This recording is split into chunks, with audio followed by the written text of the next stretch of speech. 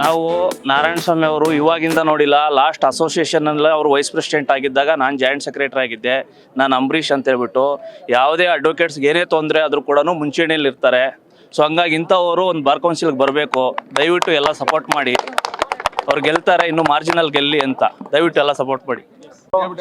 ಯಾವುದೇ ಅಪೇಕ್ಷೆ ಇಲ್ಲದೆ ಹುಟ್ಟು ಹೋರಾಟಗಾರ, ಒಳ್ಳೆ ವಕೀಲರ ಯಾವುದೇ ಒಂದು ಹೇಳಿಕೆಗೆ ಸುಮಾರು ವರ್ಷಗಳಿಂದ ಶ್ರಮವಹಿಸಿ ಹೋರಾಟ ಮಾಡ್ತಾ ಇದ್ದಾರೆ. ಆದ್ದರಿಂದ ಅತಿ ಹೆಚ್ಚಿನ ಮತಗಳ ಬಹುಮತದಿಂದ ನಾರಾಯಣ ಸ್ವಾಮಿ ಅವರು ಗೆಲುವು ಆಗಬೇಕು ಅಂತೇಳಿ ನಾವು ಕೇಳ್ಕೊಳ್ತೀವಿ. ಜಿ ನಾರಾಯಣ ಸ್ವಾಮಿ ಅವರು ಯುವಕರ ಶಕ್ತಿಯಾಗಿ ಇವತ್ತು ಕರ್ನಾಟಕ ರಾಜ್ಯ ವಕೀಲರ ಪರಿಷತ್ಗೆ ಚುನಾಯಿಸಿದ ಅಭ್ಯರ್ಥಿಯಾಗಿ ನಾಮಪತ್ರನ ಸಲ್ಲಿಸಿದ್ದಾರೆ. ಕರ್ನಾಟಕ ರಾಜ್ಯದಲ್ಲಿ ಯುವಕರ ಶಕ್ತಿ, ಯುವಕರೆಲ್ಲರೂ ಸೇರಿ ನಾರಾಯಣ ಸ್ವಾಮಿ ಅವರಿಗೆ ಶಕ್ತಿ ನೀಡಿದ್ರೆ ಯುವಕರ ಧ್ವನಿಯಾಗಿ ಅವರು KSBCನಲ್ಲಿ ಹೋರಾಟ ಮಾಡ್ತಾರೆ. ಎಲ್ಲ ವಕೀಲರು, ಕರ್ನಾಟಕ ರಾಜ್ಯದ ಎಲ್ಲ ಯುವ ವಕೀಲರು ಸಹ ನಾರಾಯಣ ಸ್ವಾಮಿ ಅವರಿಗೆ ಪ್ರಥಮ ಪ್ರಾಶಸ್ತ್ಯ ಮತ ನೀಡಿ ಅವರನ್ನು ಅತಿ ಹೆಚ್ಚಿನ ಮತಗಳಿಂದ ಗೆಲ್ಲಿಸಬೇಕಾಗಿ ಈ ಮೂಲಕ ಕೇಳ್ಕೊಳ್ತಾ ಇದ್ದೀನಿ. Kempegowda Nyayamitra associates, Bengaluru. He is contesting for a member of KSBC. Please support him with your valuable first preferential vote. And his presence in KSBC is going to create a tremendous and positive change to the entire legal community. Thank you. ಎಲ್ಲ ಯುವಕರಿಗೂ ಎಲ್ಲ ಸ್ನೇಹಿತರ ಕಣ್ಮಣಿ ಅಂತಾನೆ ಹೇಳ್ಬೇಕು. ಆಮೇಲೆ ಯಾವುದೇ ಒಂದು ಯಾರಿಗೆ ವಕೀಲರಿಗಾಗಲಿ ಕರಿಕೋಟ್ಗೆ ಯಾವುದೇ ತೊಂದರೆ ಆಗಲಿ ಸದಾ ಫಸ್ಟ್ ನಿಂತ್ಕೊಳ್ಳೋ ವ್ಯಕ್ತಿ ನಾರಾಯಣ ಸ್ವಾಮಿ. ಹಂಗಾಗಿ ಇಂಥ ವ್ಯಕ್ತಿಗಳು ನಮ್ಮ ಬಾರ್ ಕೌನ್ಸಿಲ್ ಬಂದರೆ ಟ್ರಾನ್ಸ್ಪರೆನ್ಸಿನೂ ಉಳಿಯುತ್ತೆ, ವಕೀಲರಿಗೂ ಏನಾದರೂ ಒಂದು ಒಳ್ಳೆ ಕೆಲಸಗಳಾಗ್ತೈತೆ ಅಂತ ಈಗ ಕೇಳ್ಕೊಳ್ತೀನಿ. ಮತ್ತು ಜುಡಿಷಿಯರಿಗೂ ನಮ್ಮ ವಕೀಲ ಪರಿಷತ್ ಎಷ್ಟೇನೋ ಇಂಥ ವ್ಯಕ್ತಿಗಳಿದ್ರೆ ಆ ಜುಡಿಷಿಯರಿಗೂ ಒಂದು ಏನೋ ಒಂದು ಘನತೆ ಬಂದಂಗೆ ಆಗುತ್ತೆ ಅಂತ ನಾನು ಹೇಳ್ತೀನಿ. ದಯವಿಟ್ಟು ಎಲ್ಲ ಸಪೋರ್ಟ್ ಮಾಡಿ. ನಾರಾಯಣ ಸ್ವಾಮಿ ಅವರು ಗೆಲುವಲ್ಲಿ ಗೆಲ್ತಾರೆ. 1 or 2 ಪ್ಲೇಸಲ್ಲಿ ಬರಲಿ ಅಂತ ನಮ್ಮ ಅನಿಸಿಕೆ ಅಷ್ಟೇ. ಆತ್ಮೀಯ ವಕೀಲ ಬಂಧುಗಳೇ, ಇವತ್ತು ನಮ್ಮ ನಾರಾಯಣ ಸ್ವಾಮಿ ಅವರು ನಾಮಿನೇಷನ್ ಫೈಲ್ ಮಾಡಿದ್ದಾರೆ. ನಾಮಿನೇಷನ್ ಫೈಲ್ ಮಾಡಿರೋದಷ್ಟೇ ಅಲ್ಲ, ಅವ್ರಿಗೆ ಮತ ಹಾಕಿ ಗೆಲ್ಲಿಸ್ಬೇಕು ಅಂತ ಕೇಳ್ಕೊತೀನಿ. ಕಾರಣ ಇಷ್ಟೇ, ಕೆಲಸ ಮಾಡೋರಿಗೆ ಗೆಲ್ಲಿಸ್ಬೇಕು ನಾವು. ನಮ್ಮ ವಕೀಲ ವೃಂದಕ್ಕೆ ಏನಾದರೂ ಸಹಾಯ ಮಾಡಲಿಕ್ಕೆ ಎನಿ ಟೈಮ್ ಕಾಲ್ ಮಾಡಿದ್ರೆ ಬರ್ತಕ್ಕಂಥ ವ್ಯಕ್ತಿಗಳನ್ನ ಗೆಲ್ಲಿಸ್ಬೇಕಾಗುತ್ತೆ. ಇದರಲ್ಲಿ ರಾಜಕೀಯ ಬೇಡ, ಪಕ್ಷ ಬೇಡ, ವ್ಯಕ್ತಿನ ನೋಡಿ ಮತ ಹಾಕಿ ನಾರಾಯಣ ಸ್ವಾಮಿ ಅವ್ರನ್ನ ಗೆಲ್ಲಿಸಿ ಅಂತ ನಿಮ್ಮೆಲ್ಲರನ್ನಲ್ಲೂ ಕೇಳ್ಕೊತೀನಿ. ಇದು KCR ಲಾ ಫರ್ಮ್ಸ್ ಬ್ಯಾಂಗ್ಳೂರಿಂದ. Thank you. Narayana Swamy sir ಯುವಕರಿಗೆ ತುಂಬ ಹೆಲ್ಪ್ಫುಲ್ ಆಗಿದ್ದಾರೆ. ಅವರು ಎಲ್ಲ ಥರದ್ರಲ್ಲೂ ಯಾವಾಗಲೂ ಮೋಟಿವೇಟ್ ಮಾಡ್ತಾ ಇರ್ತಾರೆ. ಪ್ಲೀಸ್ ಅವರಿಗೆ ವೋಟ್ ಮಾಡಿ, ಸಪೋರ್ಟ್ ಮಾಡಿ. ಲೇಡೀಸ್ ರಿಸರ್ವೇಷನ್ಗೆ ಸಂಬಂಧಿಸಿದಂತೆ ಫಸ್ಟ್ ಪೆಟಿಷನ್ ಹಾಕಿದೆ ನಮ್ಮ ಸರ್ ನಾರಾಯಣ್ ಸರ್. ಸೊ ದಯವಿಟ್ಟು ಎಲ್ಲರೂ ವೋಟ್ ಮಾಡಿ ಅಂತ ಕೇಳ್ಕೊತೀನಿ. He is a dynamic leader and deserves to be elected, and he is a winning candidate. We all should vote him and support him. Yes. Thank you. Kabaddi player ಒಬ್ಬನ ಹತ್ರ ಮಾತಾಡ್ಸೋಣ. ನಾರಾಯಣ ಸ್ವಾಮಿ ಅವರು ನಾನು 3 ವರ್ಷದ ಕಳೆದ ಬಾರಿ 3 ವರ್ಷ ನೋಡ್ತಾ ಇದ್ದೀವಿ.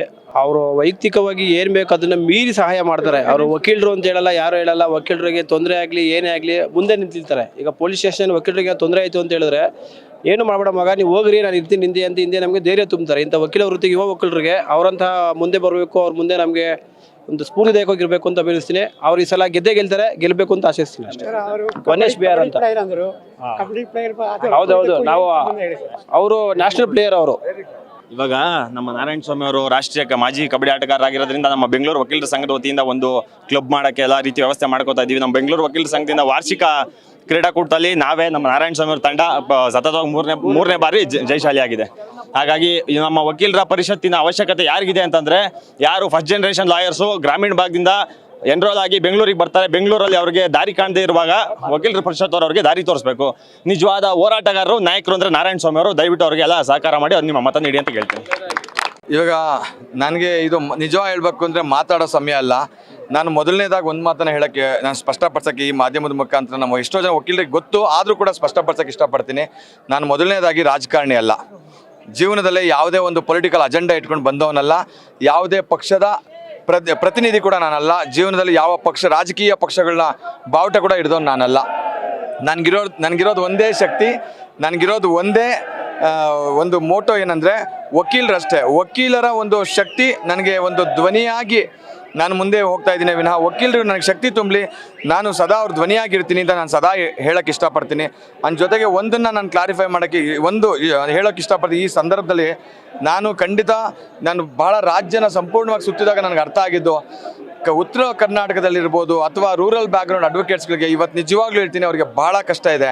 ಅದನ್ನು ನೋಡಿದಾಗ ಭಾಳ ನೋವಾಗುತ್ತೆ ಮನಸ್ಸಿಗೆ. ಜೊತೆಗೆ ಯಾವುದೇ ಒಂದು ಬೆಂಗಳೂರು ಕಂಪೇರ್ ಮಾಡಿದ್ರೆ ಬೇರೆ ಜಿಲ್ಲೆಗಳೆಲ್ಲ ನೋಡಿದ್ರೆ ಅದರಲ್ಲೂ ಮುಖ್ಯವಾಗಿ ಭಾಳ ಯಂಗ್ಸ್ಟರ್ಸ್ಗೆ ಅವ್ರು ದುಡಿಯೋದು ನಿಜ ಹೇಳ್ಬೇಕಂದ್ರೆ ಎಷ್ಟು ಕೆಳ ಹಂತದಲ್ಲಿ ದುಡಿತಾ ಇದ್ದಾರೆ ಅಂದರೆ ಅಷ್ಟರ ಮಟ್ಟಿಗೆ ಅವ್ರಿಗೆ ಲೈಫ್ಗಳೇ ಈ ಒಂದು ಪ್ರೊಫೆಷನಲ್ಲಿ ಲೈಫ್ ಅನ್ನೋದು ಅಷ್ಟಾಗಿ ಅವ್ರಿಗೆ ಇಲ್ವೇನೋ ಅನ್ನೋ ರೀತಿಯಲ್ಲಿ ಅವ್ರ ಬದುಕನ್ನು ಸಾಗಿಸ್ತಾ ಇದ್ದಾರೆ. ಸೊ ಎಲ್ಲದಕ್ಕೂ ಒಂದು ಅಂತ್ಯ ಕಾಣೋದಕ್ಕೆ ನಾನು ಪ್ರಾಮಾಣಿಕವಾಗಿ ಪ್ರಯತ್ನ ಪಡಬೇಕು. 1961 ನಮ್ಮ ಏನು ಅಡ್ವೊಕೇಟ್ಸ್ ಆ್ಯಕ್ಟ್ ಇತ್ತು, ಅಡ್ವೊಕೇಟ್ಸ್ ಆ್ಯಕ್ಟ್ ಬಂದಾಗಿಂದನೂ ವುಮೆನ್ ಅದಕ್ಕೆ ಅವ್ರಿಗೆ ಒಂದು ವೆಲ್ಫೇರ್ಗೋಸ್ಕರ ಇರ್ಬೋದು, ಅದು ರಿಸರ್ವೇಷನ್ ಅಂದರೆ ಅವ್ರನ್ನ ರೆಪ್ರೆಸೆಂಟೇಷನ್ ನಮ್ಮ ಬಾರ್ ಕೌನ್ಸಿಲ್ ರೆಪ್ರೆಸೆಂಟ್ ಮಾಡೋದಕ್ಕೆ ಯಾರು ಕೂಡ ಹೋರಾಟ ಮಾಡಿರಲಿಲ್ಲ. ಆ ವಿಚಾರವಾಗಿ 2 ವರ್ಷದ ಮೊದಲು ಧ್ವನಿ ಎತ್ತಿದ್ದು ಏಕೈಕ ವ್ಯಕ್ತಿ ನಾನು ನಾರಾಯಣ ಸ್ವಾಮಿಯಾಗಿ, ಒಬ್ಬ ಹೆಣ್ಮಕ್ಳು ಪರವಾಗಿ ಧ್ವನಿ ಎತ್ತಿದ್ದೀನಿ ನಾನು. ಅಲ್ಲದೆ ನಾನು ಕೋವಿಡ್ ಟೈಮಲ್ಲಿ ಯಾರು ಕೂಡ ಬೀದಿಯಲ್ಲಿ ನಿಂತ್ಕೊಂಡು ದುಡ್ಡುಗಳನ್ನ ಖರ್ಚು ಮಾಡಿಕೊಂಡು ಅಥವಾ ತನ್ನ ಜೀವನ ಮುಡುಪಾಗಿಟ್ಕೊಂಡು ಯಾರು ಕೂಡ ಕೆಲಸ ಮಾಡಿರಲಿಲ್ಲ. ನಾವು ಬೀದಿಯಲ್ಲಿ ನಿಂತ್ಕೊಂಡು 60 ದಿವಸ ನನ್ನ ಮನೆ ಬಿಟ್ಟು ಕೆಲಸ ಮಾಡಿದ್ದೆ ವಕೀಲರುಗಳಿಗೋಸ್ಕರ. ಸಮಾಜದಲ್ಲಿ ವಕೀಲರ ಒಂದು ಧ್ವನಿ, ನಾನು ಅವರ ಒಂದು ಧ್ವನಿಯಲ್ಲಿ ಶಕ್ತಿ ತುಂಬಿಕೊಂಡು ಎಲ್ಲರ ಪರವಾಗಿ ನಿಂತ್ಕೊಂಡು ಕೆಲಸ ಮಾಡಿದ್ದೀನಿ. ನಿಮಗೆ ಗೊತ್ತಿದೆ, ಧರ್ಮಸ್ಥಳದ ವಿಚಾರ ಇರ್ಬೋದು, ಎಲ್ಲ ವಿಚಾರಗಳಲ್ಲೂ ಕೂಡ ವಕೀಲ ನಡೆ ಧರ್ಮಸ್ಥಳದ ಕಡೆ ಅಂತ ಮಾಡಿಕೊಂಡೆ. ಇವತ್ತು ನಾನು I don't want blame game, ಯಾರ ಮೇಲೂ ಹೇಳಕ್ಕೆ ಇಷ್ಟಪಡಲ್ಲ. ಯಾವುದೇ ಒಂದು ಕೆಲಸ ಮಾಡಬೇಕಂದ್ರೂ ಗೆದ್ದಿರ್ತಕ್ಕಂಥವ್ರಿಗೆ ಈಗ ಆಲ್ರೆಡಿ 5 ವರ್ಷಕ್ಕೆ ನಡಿಬೇಕಾದ ಚುನಾವಣೆ 8 ವರ್ಷಕ್ಕೆ ಮಾಡ್ತಾ ಇದ್ದಾರೆ. ಸೊ ಏನೇ ಒಂದು ಮಾಡಬೇಕಂದ್ರೂ ಒಂದು ಇಚ್ಛಾಶಕ್ತಿಯ ಕೊರತೆ ಇದೆ. ಯಂಗ್ಸ್ಟರ್ಸು ನಾನು ಒಂದೇ ಹೇಳ್ತೀನಿ, ಈ ಸಂದರ್ಭದಲ್ಲಿ ನಾನು ಈಗ ಕಂಟೆಸ್ಟ್ ಮಾಡಿರ್ತಕ್ಕಂಥ candidate I am the youngest candidate, ನಾನೇ ಚಿಕ್ಕವನು. ಇದು ನನಗೆ ಮತ ನೀಡಿ ಗೆಲ್ಲಿಸೋದ್ರಲ್ಲಿ ನೆಕ್ಸ್ಟ್ ಯಂಗ್ಸ್ಟರ್ಸ್ಗಳಿಗೆ ನಾವು ಕೂಡ ಬಾರ್ ಕೌನ್ಸಿಲಲ್ಲಿ ಹೋಗಿ ಕಂಟೆಸ್ಟ್ ಮಾಡ್ಬೋದು ಅನ್ನೋ ಒಂದು ಅವರಲ್ಲಿ ಒಂದು ವಿಶ್ವಾಸ ಹೊಮ್ಮುತ್ತೆ. ಅವರು ಕೂಡ ಭವಿಷ್ಯಗಳಲ್ಲಿ ಯಂಗ್ಸ್ಟರ್ಸ್ಗಳು ಕೂಡ ಬಾರ್ ಕೌನ್ಸಿಲ್ಗೆ ನಿಂತು ಸೇವೆ ಮಾಡೋದಕ್ಕೆ ಮುಂದೆ ಬರುವಂಥ ಧೈರ್ಯ ಅವರಲ್ಲಿ ಬರುತ್ತೆ. ಸೊ ಅದಕ್ಕೋಸ್ಕರ ಆದರೂ ನನಗೆ ಮತ ಕೊಡಲೇಬೇಕು ಅಂಡ್ ಪ್ರಾಮಾಣಿಕವಾಗಿ ನಾನು ಹೇಳಿದ್ದೀನಿ, ನನಗೆ ಯಾವ ಅಜೆಂಡಾ ಇಲ್ಲ. ನನಗಿರೋದು ಒಂದೇ, ವಕೀಲರ ಪರವಾಗಿ ಧ್ವನಿ ಎತ್ತಬೇಕು. ಬೆಂಗಳೂರು ಅಡ್ವೊಕೇಟ್ ಅಸೋಸಿಯೇಷನ್ ಏಷ್ಯಾಗೆ ದೊಡ್ಡ ಅಸೋಸಿಯೇಷನ್, ಅಲ್ಲಿ ವೈಸ್ ಪ್ರೆಸಿಡೆಂಟ್ ಆಗಿ ಕೂಡ ಕೆಲಸ ಮಾಡಿದಂಥ ಅನುಭವ ಇದೆ. ಇಲ್ಲಿ ಪ್ರಾಮಾಣಿಕವಾಗಿ ಕೆಲಸ ಮಾಡಿ ನಾನು ಎಷ್ಟು ಕೆಲಸ ಮಾಡಿದ್ದೀನಿ ಎಲ್ಲ, ಯಾವುದೇ ಭಾಗ ಅಂತ ನೋಡಿಲ್ಲ ನಾನು. ನನ್ನನ್ನು ಯಾವುದೇ ಒಂದು ಜಿಲ್ಲೆಗೆ ಸೀಮಿತ ಮಾಡಬೇಡಿ, ಇಡೀ ರಾಜ್ಯಕ್ಕೆ ನಾನು ದುಡಿಬೇಕು, ರಾಜ್ಯದ ಪರವಾಗಿ ನಾನು ನಿಲ್ಲಬೇಕು, ವಕೀಲರ ಪರವಾಗಿ ಸದಾ ಧ್ವನಿ ಎತ್ತಬೇಕು. ಯಾವ ಜಿಲ್ಲೆಯಲ್ಲಿ ಪ್ರೊಟೆಸ್ಟ್ ಆದಾಗಲೂ, ಯಾವ ಜಿಲ್ಲೆಯಲ್ಲಿ ವಕೀಲರಿಗೆ ಏನೇ ಸಮಸ್ಯೆ ಆದರೂ ನಾನು ಯಾವತ್ತೂ ಕೂಡ ಬೆಂಗಳೂರಲ್ಲಿ ಕೂತ್ಕೊಂಡವನೇ ಅಲ್ಲ, ರಾಜ್ಯ ಸಂಪೂರ್ಣವಾಗಿ ಸುತ್ತಿದ್ದೀನಿ. ಇವಾಗಲೂ ಕೂಡ ನನ್ನ ಈ ಕ್ಯಾಂಪೇನ್ ಆಲ್ಮೋಸ್ಟ್ 16 ಜಿಲ್ಲೆ ಮುಗಿಸಿದ್ದೀನಿ. ಯಾವುದೋ ಒಂದು ಓಟ್ಗೋಸ್ಕರ ಯಾವುದೋ ಒಂದು 2-3 ಜಿಲ್ಲೆಗೆ ಹೋಗಿ ಬರೋ ಹುಡುಗ ನಾನಲ್ಲ, ಅಥವಾ ನನ್ನ ಜಾತಿ ಆಧಾರದ ಮೇಲೆ ಮತ ಕೇಳ್ತಾ ಇಲ್ಲ. ನನಗೆ ನನ್ನ ಪ್ರಕಾರ ಜಾತಿ ಅಂದರೆ ಅದು ಓನ್ಲಿ ವಕೀಲರ ಜಾತಿ ಅಂತ ಅಂದ್ಕೊಂಡಿರೋನು ನಾನು. ಸೊ ಹಾಗಾಗಿ ನಾನು ಎಲ್ಲರಲ್ಲೂ ಕೂಡ ರಿಕ್ವೆಸ್ಟ್ ಮಾಡ್ಕೊಳ್ತೀನಿ, ನಿಮ್ಮ ಗೆಲುವು ನನ್ನನ್ನು ಗೆಲ್ಸೋದಾದರೆ ಅದು ವಕೀಲರ ಗೆಲುವಾಗಿ ಇರುತ್ತೆ ವಿನಃ ಯಾವುದೋ ಒಂದು ಪಕ್ಷದ ಗೆಲುವಾಗಲ್ಲ, ಯಾವುದೋ ಒಂದು ಜಾತಿಯ ಗೆಲುವಾಗಲ್ಲ.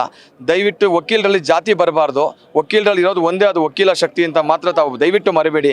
ಅಡ್ವೊಕೇಟ್ಸ್ ಪ್ರೊಟೆಕ್ಷನ್ ಆಕ್ಟಲ್ಲಿ ಇರ್ಬೋದು, ಅದರೆಲ್ಲ ನಾನು ಬಹಳ ಹೋರಾಟ ಮಾಡಿದ್ದೀನಿ, ಮುಂಚೂಣಿಯಲ್ಲಿ ನಿಂತು ಹೋರಾಟ ಮಾಡಿದ್ದೀನಿ. ಸೊ ಇಂಥ ಹೋರಾಟಗಳಲ್ಲಿ ನಾನು ಸದಾ ಧ್ವನಿ ಎತ್ತಿದ್ದೀನಿ. ಇಂಥದ್ದು ಅಂತಲ್ಲ, ನನಗೆ ಹೇಳೋಕ್ಕೆ ಅರ್ಧ ಗಂಟೆ ಆದರೂ ಸಾಲೋದಿಲ್ಲ, ಅಷ್ಟು ಹೋರಾಟಗಳು ಮಾಡಿದ್ದೀನಿ. ಸೊ ಯುವಕರ ಪರವಾಗಿ ಎಷ್ಟು ಇವತ್ತು ಮಹಿಳಾ ರಿಸರ್ವೇಷನ್ ಕೂಡ ನಾನು ಹೋರಾಟ ಮಾಡಿದವನು. ಸೊ ಎಲ್ಲರ ಪರವಾಗಿ ನಾನು ಪ್ರತಿನಿಧಿಸ್ತಾ ಇದ್ದೀನಿ. ಸೊ ನಿಮ್ಮೆಲ್ಲರ ಸಹಕಾರ ಇರಬೇಕು, ನಿಮ್ಮೆಲ್ಲ ಸಪೋರ್ಟ್ ಮಾಡೋದನ್ನ ನನ್ನಿಂದ ನೀವು ಎಕ್ಸ್ಪೆಕ್ಟ್ ಮಾಡೋದು ಪ್ರಾಮಾಣಿಕವಾದ ಒಂದು ಸೇವೆ ಅಷ್ಟೇ. ಖಂಡಿತವಾಗಿಯೂ ನಿಮ್ಮ ಘನತೆ ಗೌರವಕ್ಕೆ ಧಕ್ಕೆ ಬಂದಾಗ ನಾನು ಯಾವತ್ತೂ ಕೂಡ ಸುಮ್ಮನೆ ಇರೋದಿಲ್ಲ. ನಿಮ್ಮ ಧ್ವನಿಯಾಗಿ ನಾನು ಸಮಾಜದಲ್ಲಿ ಒಂದು ಧ್ವನಿ ಎತ್ತುತ್ತೀನಿ, ಧ್ವನಿ ಮಾಡ್ತೀನಿ ಅಂತ ಈ ಸಂದರ್ಭದಲ್ಲಿ ಹೇಳ್ತೀನಿ. ನಾವು ಸಮೀಕ್ಷೆ ಮಾಡ್ತಾ ಇದ್ದೀವಿ 3 ದಿನದಿಂದ. ಕೆಲವ್ರ ಜೊತೆ 10 ಜನ ಬರ್ತಾರೆ, 20 ಜನ ಬರ್ತಾರೆ. ಆದರೆ ತಮ್ಮ ಹತ್ರ ಧರ್ಮಸ್ಥಳದಿಂದ, ಬೆಳಗಾವಿಯಿಂದ ಸುಮಾರು ಜನ ಎಲ್ಲ ಒಂದು ಜಿಲ್ಲೆಗಳಿಂದ ಬಂದಿದ್ದಾರೆ. ಅವ್ರ ಪ್ರೀತಿ ಜೊತೆಗೆ ಶ್ರೀಶಕ್ತಿ ಬೇರೆ ಇದೆ. ಹೇಗೆ ಸರ್ ಪ್ರೀತಿ ಕಳಿಸಿದ್ರಿ? ಏನಿಲ್ಲ, ಸಿಂಪಲ್. ನಾನು ಯಾರನ್ನು ಕೂಡ ಕರೆದಿಲ್ಲ. ನಾನು ನಿಜ ಹೇಳ್ಬೇಕು ಅಂದರೆ ನಾನು ಲೈವ್ ವಿಡಿಯೋ ಕೂಡ ಮಾಡಿಬಿಟ್ಟಿದ್ದೆ, ದಯವಿಟ್ಟು ಯಾರು ಬರೋಕ್ಕೆ ಹೋಗ್ಬೇಡಿ ಅಂತ. ಇದು ಬಂದಿರೋರು ನಾವು ಒಂದಷ್ಟು ಜನ ಪ್ರೀತಿಯಿಂದ ಬಂದಿರೋರು, ನಮ್ಮ ಸ್ನೇಹಿತರು ಬಳಗ ಪ್ರೀತಿಯಿಂದ ಇಲ್ಲ. ಹಂಗನ್ಬಿಟ್ಟು ಬರದೇ ಇದ್ದವ್ರಿಗೆ ಪ್ರೀತಿ ಇಲ್ಲ ಅಂತ ಅಲ್ಲ, ಅವ್ರಿಗೆ ನಾನೇ ಬರೋದು ಬೇಡ ಅಂತ ಹೇಳಿದ್ದೀನಿ. ಸುಮ್ಮನೆ ದುಡ್ಡು ಖರ್ಚು ಮಾಡ್ಕೊಂಡು ಅಷ್ಟು ದೂರದಿಂದ ನೀವು ಬರೋದು ಬೇಡ, ಟೈಮ್ ವೇಸ್ಟು, ಕೆಲಸ ಆದರೂ ಮಾಡ್ಕೊಬೋದು ಆ ಸಂದರ್ಭದಲ್ಲಿ ಅಂತ. ಆದರೂ ಒಂದಷ್ಟು ಜನ ಒತ್ತಾಯವಾಗಿ ಒಂದಷ್ಟು ಜನ ಇಲ್ಲಿ ಬಂದಿದ್ದಾರೆ. ಇವತ್ತು 100 ಜನ ಬಂದಿದ್ರು, ನನಗೆ ನಿಜ ಖುಷಿ ಆಯಿತು. ನನಗೆ ಹೇಳ್ಬೇಕು ಅಂದ್ರೆ ಹೈಯೆಸ್ಟ್ ಎಷ್ಟೊಂದು ಜನ ಬಂದಿದ್ರು. ನನಗೆ ಅದು ಮೇ ಬಿ ನಾವು ಸಂಪಾದನೆ ಮಾಡಿರೋ ಪ್ರೀತಿ ಅನಿಸುತ್ತೆ. ಅದರಲ್ಲೂ ಭಾಳ ಮುಖ್ಯವಾಗಿ ಯಂಗ್ಸ್ಟರ್ಸ್ ಎಲ್ಲ ಜಾಸ್ತಿ ಇದ್ದಾರೆ ಆ್ಯಂಡ್ ಭಾಳ ಸೀನಿಯರ್ ಮೋಸ್ಟ್ ಅಡ್ವೊಕೇಟ್ಸ್ಗಳು ಕೂಡ ಎಲ್ಲ ಬಂದಿದ್ರು. ಸೊ ಎಲ್ಲರಿಗೂ ಕೂಡ ನಾನು ಈ ಸಂದರ್ಭದಲ್ಲಿ ಧನ್ಯವಾದಗಳನ್ನ ತಿಳಿಸಕ್ಕೆ ಇಷ್ಟಪಡ್ತೀನಿ. ಒಂದು ವಕೀಲರ ಪರವಾಗಿ ಒಂದು ಪ್ರಶ್ನೆ ಸರ್. ನಾವು ಅಗ್ರಿಕಲ್ಚರ್ ಕೌನ್ಸಿಲ್ ನೋಡಿದ್ದೀವಿ, ಕೌನ್ಸಿಲ್ ಆಫ್ ಅಗ್ರಿಕಲ್ಚರ್ ರಿಸರ್ಚ್ ನೋಡಿದ್ದೀವಿ. It's a big institute. Medical council ನೋಡಿದ್ದೀವಿ, ವೆರಿ ಬಿಗ್ ಇನ್ಸ್ಟಿಟ್ಯೂಟ್. ಈ ಲಾಯರ್ ಕೌನ್ಸಿಲ್ಗಳು ಈ ಥರ ಯಾಕೆ ನಾವು ಇಷ್ಟೊಂದು ವಕೀಲರು ಜೀವನಾಂಶ ಮಾಡ್ತಾ ಇದ್ದೀವಿ? ಒಳ್ಳೆ ಇನ್ಸ್ಟಿಟ್ಯೂಷನ್ಗಳು ಯಾಕೆ ಮಾಡಬಾರ್ದು ಸರ್? ಸರ್ ಅದೆಲ್ಲ ಲಾರ್ಜರ್ ಇಂಟ್ರೆಸ್ಟಲ್ಲಿ ನಾನು ಯೋಚನೆ ಮಾಡ್ತೀನಿ, ಭವಿಷ್ಯದಲ್ಲಿ ಅದ್ರ ಬಗ್ಗೆ ನಾನು ಮಾತಾಡ್ತೀನಿ ಸರ್. ಈಗ ನಾನು ಹೇಳೋದಿಷ್ಟೇ, ಇದು ಬರೀ ಲಾಯರ್ಸ್ಗಳಂದರೆ ಬರೀ ಲಾಯರ್ಗಳಲ್ಲ. ಈ ದೇಶಕ್ಕೆ ಸ್ವತಂತ್ರ ತಂದುಕೊಟ್ಟಿದ್ದರಿಂದ ಇವತ್ತು ರಾಜ್ಯನ ಆಳೋರು ಮುಖ್ಯಮಂತ್ರಿ ಸಮೇತ ಲಾಯರೇ. ಅಡ್ವೊಕೇಟ್ಸ್ಗಳಿಗೆ ಹಲವಾರು ಸೌಕರ್ಯಗಳು ಬೇಕಿದೆ, ಸರ್ಕಾರದಿಂದ ಕಡೆಯಿಂದನೂ ಬೇಕಿದೆ. ಆ್ಯಂಡ್ ಯಂಗ್ಸ್ಟರ್ಸ್ಗಳು ಬೆಳೆಯೋದಕ್ಕೆ ನಾವು ಹಲವಾರು ಯೋಜನೆಗಳು ಮಾಡಲೇಬೇಕು, ಇಲ್ಲಾಂದರೆ ವಕೀಲರುಗಳಿಗೆ ಒಂದು ಬದುಕೇ ಇಲ್ದಂಗೆ ಆಗಿದೆ. ಸೊ ಆ ಬದುಕನ್ನು ಕಂಡುಕೊಳ್ಳೋದಕ್ಕೆ ನಾನು ಪ್ರಾಮಾಣಿಕವಾದ ಏನು ಸೇವೆ ಮಾಡಬೇಕು ಅದು ಮಾಡ್ತೀನಿ. ಜೊತೆಗೆ ಬಾರ್ ಕೌನ್ಸಿಲ್ ಇಸ್ ನಾಟ್ ಈ ಒಂದು ಸಣ್ಣ ಒಂದು ಸಂಸ್ಥೆ ಅಲ್ಲ, ಇದು ಬಹಳ ಒಂದು ದೊಡ್ಡ ಸಂಸ್ಥೆ, very powerful. Judiciary is the supreme, ದೇಶದಲ್ಲಿ ಸುಪ್ರೀಮೇ ಜುಡಿಷಿಯರಿ. ಜುಡಿಷಿಯರಿಂದ ಅಡ್ವೊಕೇಟ್ಸ್ ಅಂದರೆ ವಿ ಆರ್ ಕೋರ್ಟ್ ಆಫೀಸರ್ಸ್ ಅಂತ ಹೇಳ್ತಾರೆ. ಸೊ ನಮಗೆ ನಮ್ಮದೇ ಆದ ಒಂದು ಘನತೆ ಗೌರವ ಇದೆ. ಆ ಘನತೆ ಗೌರವನ ಎತ್ತಿ ಹಿಡಿಯೋದಕ್ಕೋಸ್ಕರ ನಾವು ಕೆಲಸ ಮಾಡಬೇಕು. ಆ ಕೆಲಸ ಮಾಡೋದಕ್ಕೆ ಇವತ್ತು ಈ ಚುನಾವಣೆ ನಿಂತಿರೋದು. ಅದರಲ್ಲೂ ಭಾಳ ಮುಖ್ಯವಾಗಿ ಹೇಳಿದ್ದೀನಿ, ನಾನು ಯುವಕರ ಒಂದು ಪ್ರತಿನಿಧಿಯಾಗಿ ನಿಂತಿದ್ದೀನಿ. ಸೊ ಎಲ್ಲ ಹಿರಿಯರು, ಕಿರಿಯರು, ಹಾಗೆ ಎಲ್ಲ ಮಹಿಳೆಯರು, ನನ್ನ ಸ್ನೇಹಿತರೆಲ್ಲ ನನಗೆ ಮತ ನೀಡಿ ಮೊದಲನೇ ಪ್ರಾಶಸ್ತ್ಯವಾದ ಮತವನ್ನು ಕೊಟ್ಟು ನನಗೆ ಈ ಚುನಾವಣೆಯಲ್ಲಿ ಅತಿ ಹೆಚ್ಚು ಮತಗಳಲ್ಲಿ ಗೆಲ್ಲುವ ಹಾಗೆ ತಾವು ಆಶೀರ್ವಾದ ಮಾಡಿ ಅಂತ ಕೇಳ್ಕೊಳ್ತೀನಿ. Thank you.